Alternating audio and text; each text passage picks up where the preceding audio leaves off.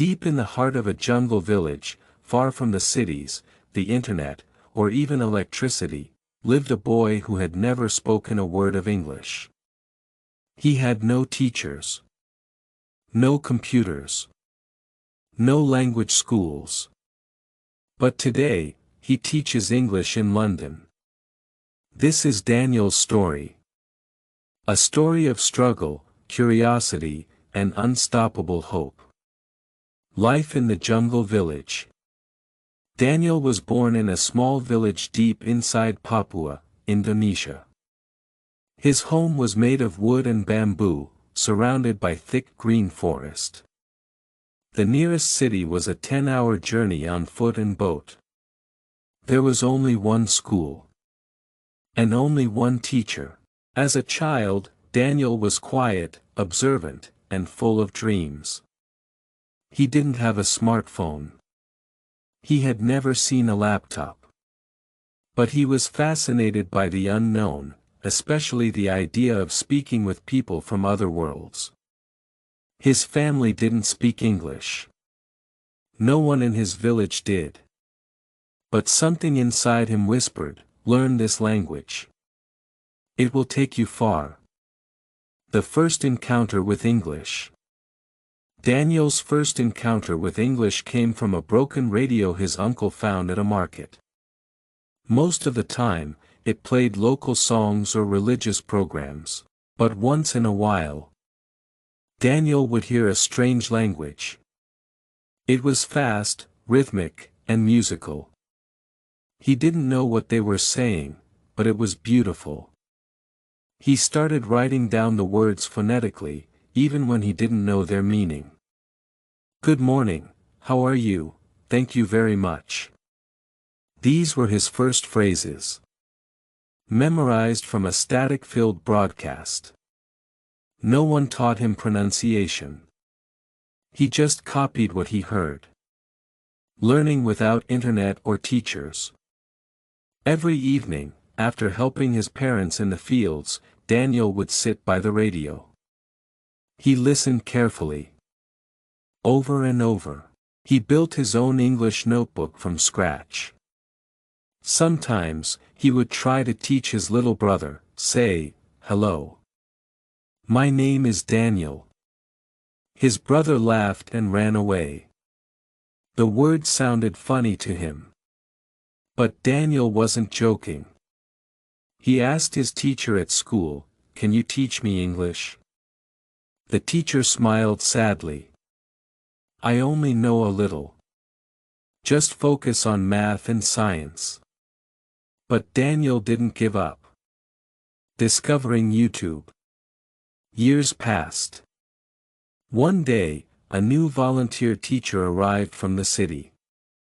She brought something magical, a laptop, and an internet connection. Daniel's eyes widened. The screen lit up. He saw the word YouTube for the first time. "Learn English for beginners," he typed with 2 fingers. And there it was. A whole world he'd never imagined. Videos. Teachers. Songs. Cartoons. All in English. His favorite. BBC Learning English and English Addict with Mr. Duncan. He watched them again and again, copying pronunciation, pausing and repeating. He even started talking to himself in English. "Hello. My name is Daniel. I live in the jungle."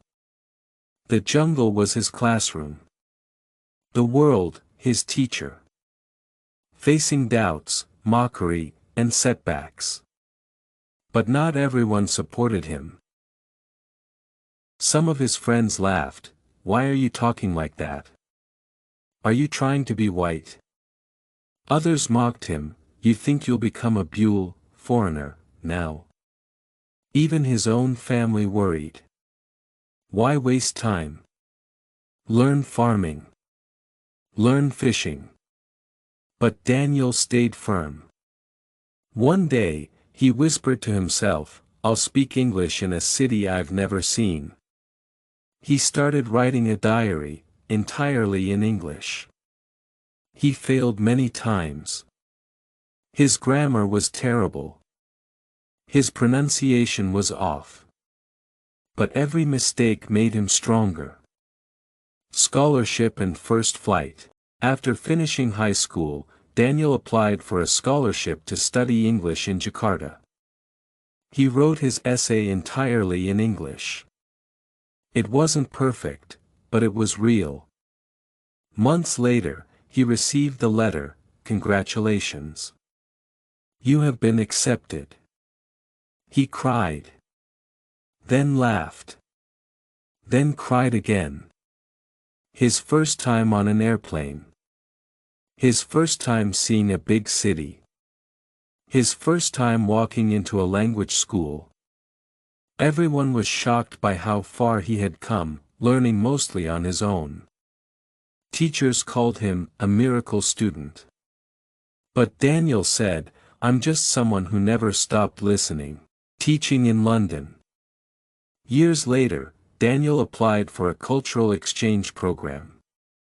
He was invited to London, to assist in teaching Indonesian and share his story. But soon, something unexpected happened. The school asked him to help teach English conversation to international students. "Why me?" he asked. The head teacher said, "Because you understand how to learn. That's the best kind of teacher."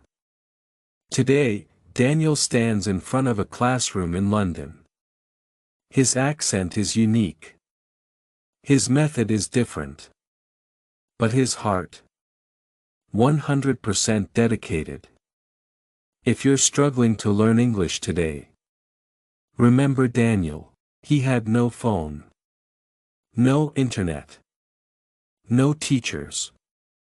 Just a broken radio, and a burning desire to learn.